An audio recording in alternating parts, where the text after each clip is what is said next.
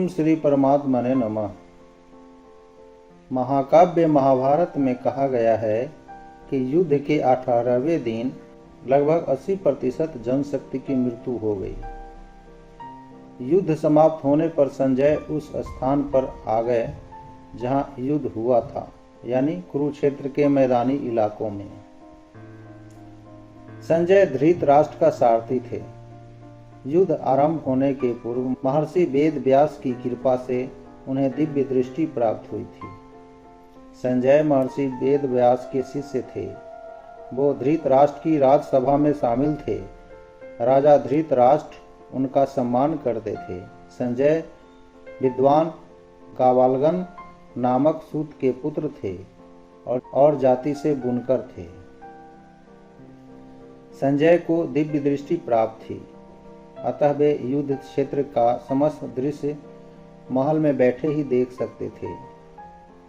नेत्रहीन धृतराष्ट्र ने महाभारत युद्ध का प्रत्येक अंश उनकी वाणी से सुना। धृतराष्ट्र को युद्ध का सजीव वर्णन सुनाने के लिए ही व्यास मुनि ने संजय को दिव्य दृष्टि प्रदान की थी। संजय महाभारत युद्ध को लाइव देखा था, फिर भी उनके मन में शंका थी कि यह युद्ध सचमुच हुआ है। क्या सच में इतना बड़ा जनसंहार होता है? क्या यही वह स्थान है जहां पराक्रमी पांडव और भगवान कृष्ण खड़े थे? क्या यह वही जगह है जहां श्रीमद् भगवत गीता सुनाई गई थी? क्या ये सब सच में हुआ था या मैं भ्रम में हूं? अचानक एक आवाज आई, तुम सच कभी नहीं जान पाओगे। एक शांत बुजुर्ग आवाज ने उसका कान पकड़ लिया। संजय ने आवाज की दिशा में देखा तो वहां एक साधु को देखा। साधु ने नरम स्वर में उत्तर दिया, मैं जानता हूं कि आप यहां यह देखने आए हैं कि क्या वास्तव में कुरुक्षेत्र की लड़ाई हुई थी, लेकिन आप इस युद्ध के बारे में सच्चाई तब तक नहीं जान पाएंगे जब तक आप यह नहीं जान पाएंगे कि असली युद्ध कैसा था। संजय ने कहा, तो?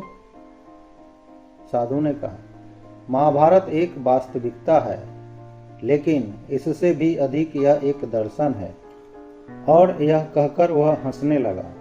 साधु की मुस्कान देखकर संजय और मोहित हो गए और याचना करने लगे, क्या आप मुझे वह दर्शन बता सकते हैं?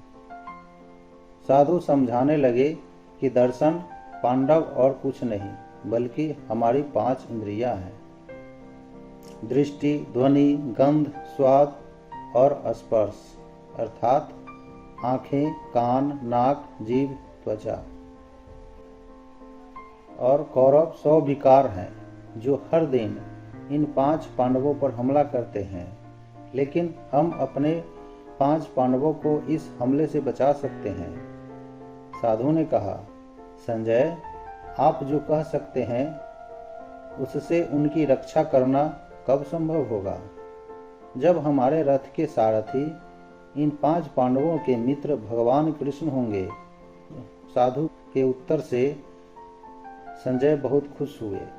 उन्होंने कहा, बिल्कुल, भगवान श्री कृष्ण हमारी आंतरिक आवाज, हमारी आत्मा, हमारे मार्गदर्शक प्रकाश हैं। अगर हम श्री कृष्ण को सुन रहे हैं तो हमें चिंता करने की कोई बात नहीं है। संजय को अब बहुत अर्थ समझ में आ गया था, लेकिन उन्होंने फिर पूछा, तो कौरव दुष्ट थे? तो गुरु द्रोणाचार्य और पितामह भीष्म के उनके पक्ष में लड़ने का क्या मतलब है? इसका मतलब है कि जैसे जैसे आप बड़े होते हैं, बड़े लोगों के प्रति आपकी धारणा बदल जाती है।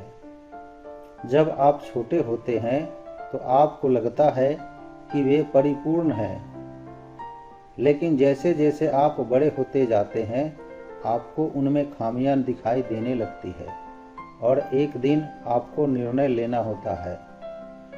यह जरूरी है कि हम इन बड़ों की बातें सुने या नहीं, वे हमारे लिए फैसला करें या हम खुद फैसला करें।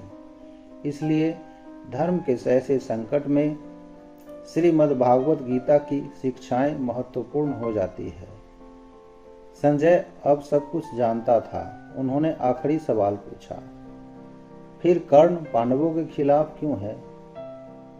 ओ हाँ, कर्ण 5 इंद्रियों की तरह हमारा है, वह हमारा हिस्सा है, लेकिन उन 100 दोषों का समर्थन करता है। यह कर्ण हमारी अपनी इच्छाओं के अलावा और कुछ नहीं है। इसे हम इच्छा के तौर पर जान सकते हैं। ये हमारे हैं, लेकिन वे 100 विकारों के मित्र हैं। पश्चाताप जैसे कर्ण को हो रहा है और कारण बताता रहता है कि वह विकारों का समर्थन क्यों कर रहा है। संजय की आंखों से आंसू आ रहे हैं। उन्होंने दुनिया के सबसे महान महाकाव्य महाभारत को सही मायने में समझा। वह कुछ ही दूरी पर कुरुक्षेत्र को देख खड़ा हो जाते हैं। वह साधु को प्रणाम करने के लिए वापस मुड़ते हैं और देखते हैं कि वहां कोई नहीं है।